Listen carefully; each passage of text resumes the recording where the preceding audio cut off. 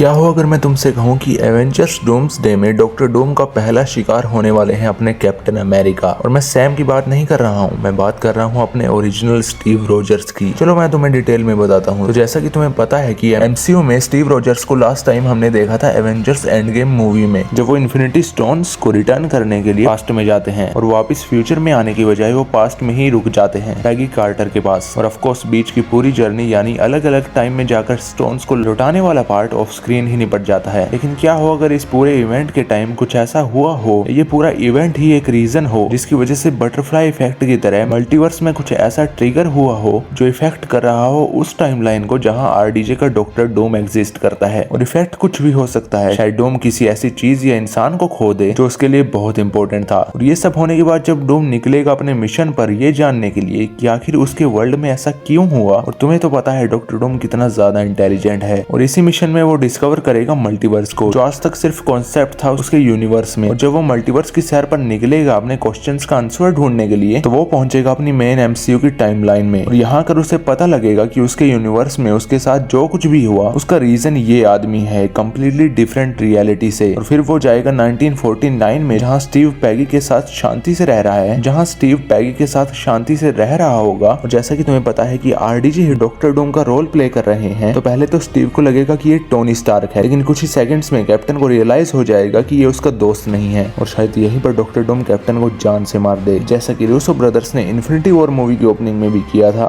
लोकी को थैनोस के हाथों मरवा के एक इम्पैक्ट क्रिएट करने के लिए। तो यहाँ पर भी ऐसा हो सकता है। और कैप्टन को मारने के बाद भी डूम रुकेगा तो नहीं, रियलाइज करेगा कि उसके पास जो पावर और नॉलेज है उससे वो पूरे मल्टीवर्स पर राज कर सकता है। और यही होगी स्टार्टिंग डूम्सडे की। तुम्हारा इस पर क्या ओपिनियन है कमेंट्स में जरूर बताना। मिलते हैं अगली वीडियो में, तब तक के लिए लाइक शेयर सब्सक्राइब।